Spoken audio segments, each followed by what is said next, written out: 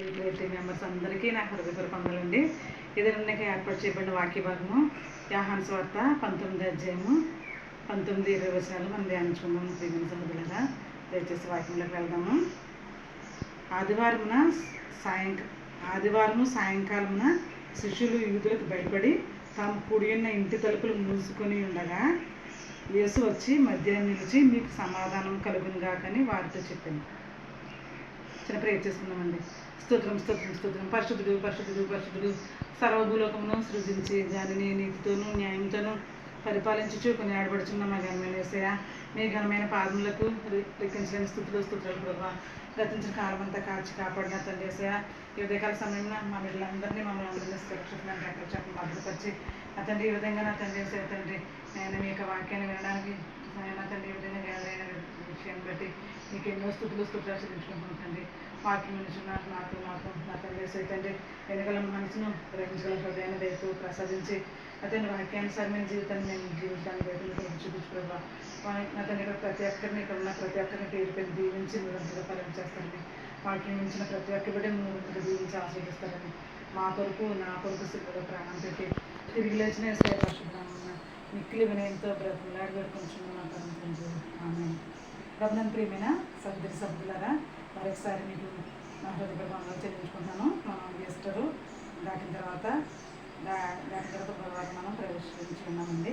అయితే మనం ఈరోజు దేవుడు ఈశ్వరుడు గారు ఆ సాయంకాల సమయంలో శిష్యులందరూ ఒక గది తలుపు వేసుకుని ఒక గదిలో భయంగా యూదులకు భయపడి ఆ యొక్క మత పెద్దలకి సమాజ అధికారులందరికీ భయపడి వారు ఒక గదిలో కూర్చుని భయంగా ప్రార్థన చేసుకుంటున్నారండి. ఆ సందర్భంలో ఈశ్వరుడు గారు వచ్చి మధ్యన నిలిచి మూసిన గదిలోకి ఆయన వచ్చారండి. వచ్చి మధ్యన నిలిచి మీకు సమాధానం కలుగుతుందా కానీ వారికి చెప్పడం చూస్తున్నాం. నా ప్రేమించారు ఆయన లోకాన్ని, ఆయన పాపాన్ని, తర్వాత ఆయన మరణాన్ని, భయంకరమైన హింసను ఆయన జయించాడండి. మన మీద పడవలసిన శిక్షణ ఆయన తప్పించి ఉన్నాడండి. అందుకే నా ప్రియమైన సహోదరులు మనకి సమాధానం కలగడానికి ఆయన వచ్చిందని చెప్పినాడు ఆయన. నా ప్రియమైన సహోదరులు ఇక్కడ యోహాను సువార్త 16:33 కూడా మీకు సమాధానం కలిగించడానికి నేను చెప్తున్నాను. లోకంలో మీకు అనేకమైన శ్రమలు కలుగుతాయి, కానీ మీరు ఏ విషయాన్ని కూడా భయపడవద్దు, ఎందుకంటే నేను లోకాన్ని జయించాను. సో మీరు కూడా లోకాన్ని కంప్లీట్గా జయించగల శక్తి గలవారు అవుతారు. ఎందుకంటే మనం దేవుని కుమారులు అండి, మనం దేవుని బిడ్డలు.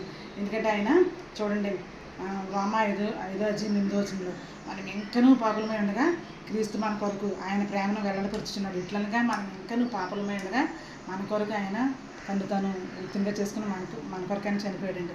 చనిపోయి ఆయన మనకు సమాధానాన్ని కలుగు చేసి ఉన్నాడండి. కలుగు చేసి మన యొక్క పాపాలను ఆయన కుట్టివేసి ఉన్నాడండి.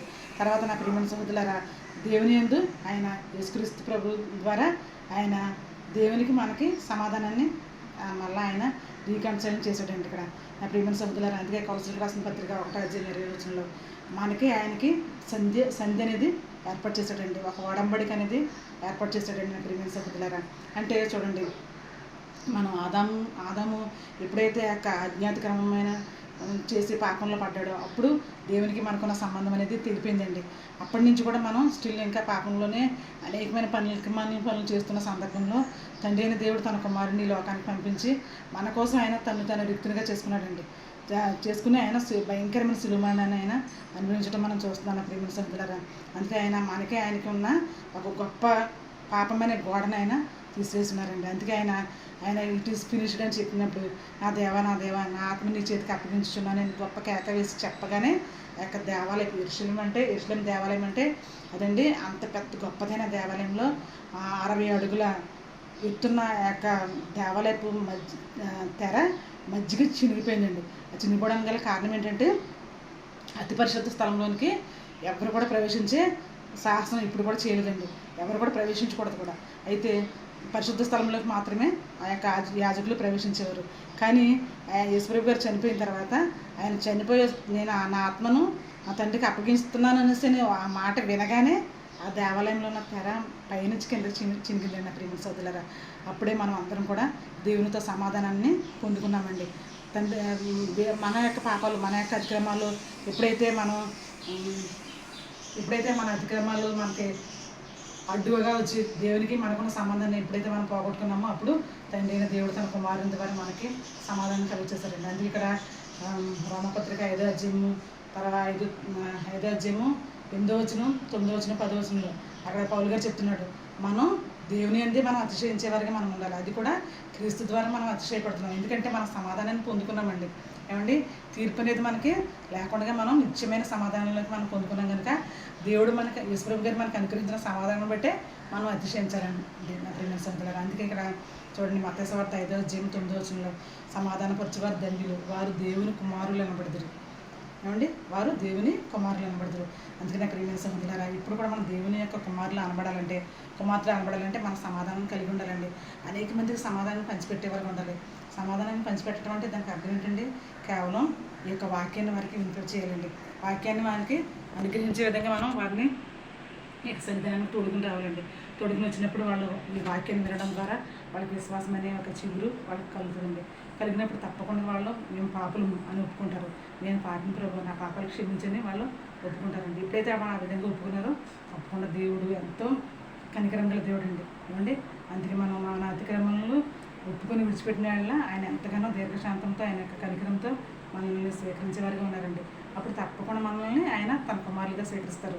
అందుకే కొలసీలకు రాసిన పత్రికలో చెప్తాడు కదా, మనకి ఆయనకి మా సర్వోన్నతమైన దేవునికి మనకు కూడా సంధిని ఎవరు ఏర్పాటు చేశారనుకుంటున్నారు? యేసు ప్రభు వారు ఏర్పాటు చేశారండి. అందుకే ఆ యొక్క యేసు ప్రభు గారి యొక్క శిలువ బలియాగాలు మనం ఇప్పుడు కూడా మర్చిపోకూడదండి. శాంతి సమాధానం కలిగి ఉండాలంటే కనుక ఆ నిత్యమైన శాంతిని మనం కలిగి ఉండాలంటే తప్పకుండా దేవుని యొక్క వాక్యాన్ని వినేవారికి ఉండాలి. అట్ ద సేమ్ టైం వాక్యానుసారంగా